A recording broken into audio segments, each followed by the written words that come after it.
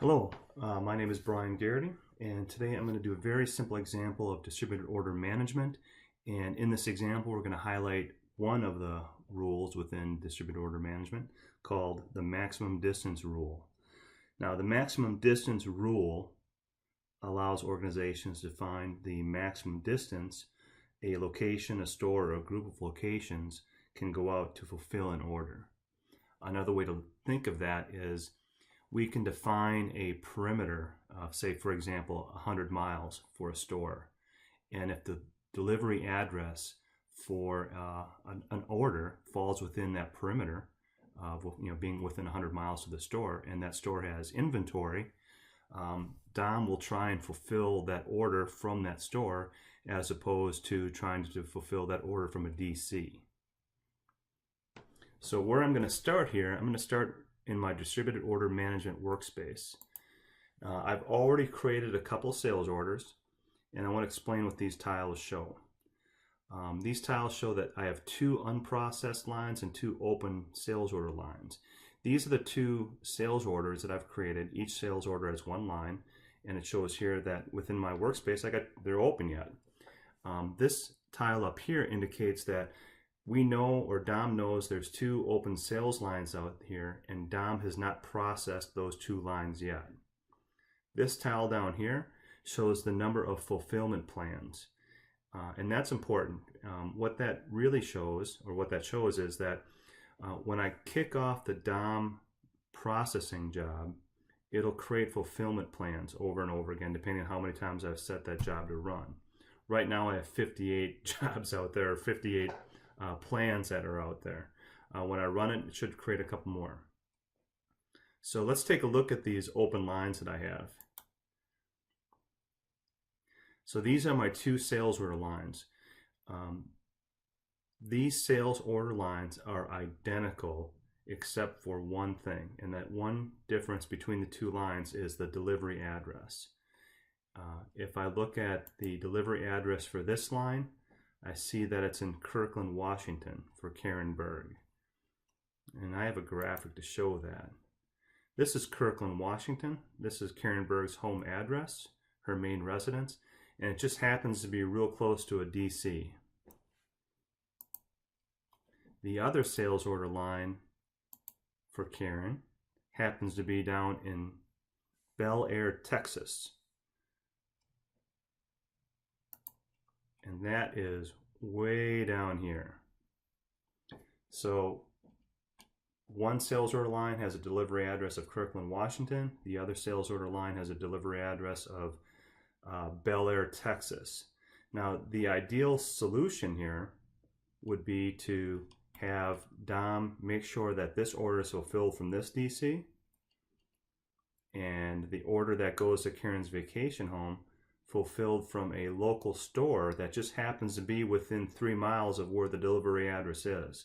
So this is in the radius of this store, and the store has inventory for this order, so it should be fulfilled from this location.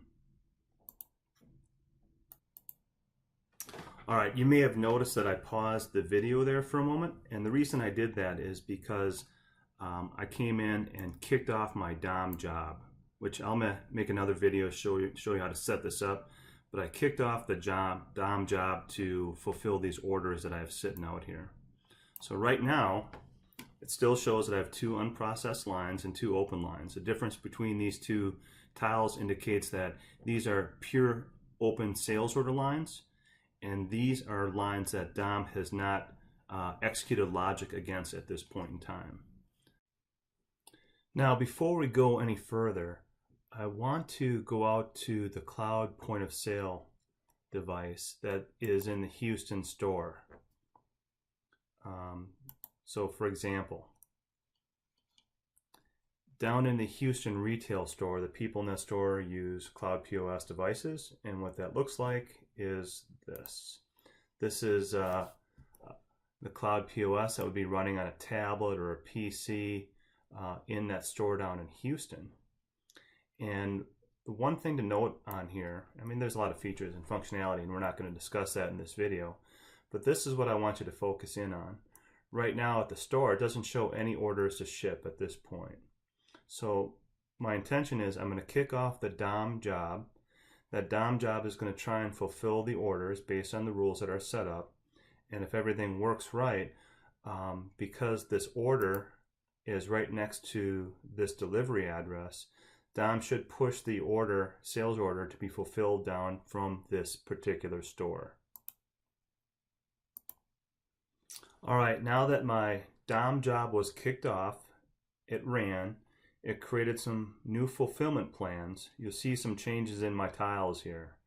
The first thing to note is that the number of unprocessed lines is now 0. However, my open lines is still 2, which makes perfect sense because those 2 open lines are still open. They haven't been fulfilled or picked. However, DOM executed logic against those lines, so they've been considered processed. And we have some fulfillment plans. Again, the fulfillment plan would be a list of all the sales order lines and the locations that each line would be fulfilled from. The next thing I want to look at here, we should now, based on my fulfillment plan and the logic of how this is set up, we should now see an order that's ready to be fulfilled from this Houston store, because one of those sales order lines is real close, or the delivery address is real close to where that store is. So now I should see a line ready to be fulfilled from this store. So let's go back into the Houston store and see if there's a line there. So I come back into my Cloud POS in the Houston store, and I can see now in these tiles, this indicates, actually there's 2 indicators. There's a message notification up here that's solid, which indicates there's a new message. And this says that there's 1 new ship from store here. And then also down in these tiles, it tells you that we have 1 line to ship from this store. So if I click on here, I can see my order for Karen Berg,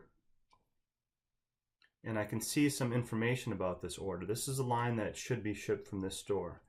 If I look at the line, there's some line detail. It says we're supposed to ship it to Bel Air, Texas. There's some order information. But the thing that's important here is the clerk, they can just go right and fulfill and ship this, but they know the address, it's right next door. They can go into this and look at Karen's information. And if you wanted to create additional contacts with your customer, since this delivery address is right next to the store, they could call Karen up and say, hey Karen, your order just showed up here. Do you want to come and pick it up, or do you want us to send it? And so that would create an additional contact, which I think creates more value and better customer service. In this example though, Karen says, well, just ship it to my house. I'm busy doing something else today. So what we're going to do next is we're going to pick it and ship it from the store. And this is pretty simple using the Cloud POS. Essentially, we'll highlight our line. We'll come down to our picking. We select it as picked. It's being picked in the store. Once it's picked, we can pack it. We can mark it as being packed. And then after it's packed, we can ship it out the door. And once it's shipped, those lines no longer appear. I can come back into my distributed order management and refresh this line, and you can see that that line is no longer open. So the integration from the Cloud POS back to the finance and operations is pretty fast. If I went back into my retail store, I went back to my lines here. Sometimes this should be 0. Sometimes it updates immediately. Sometimes it takes a minute or 2. But obviously there's no more lines left to pick. And we fulfill that line from the closest store available.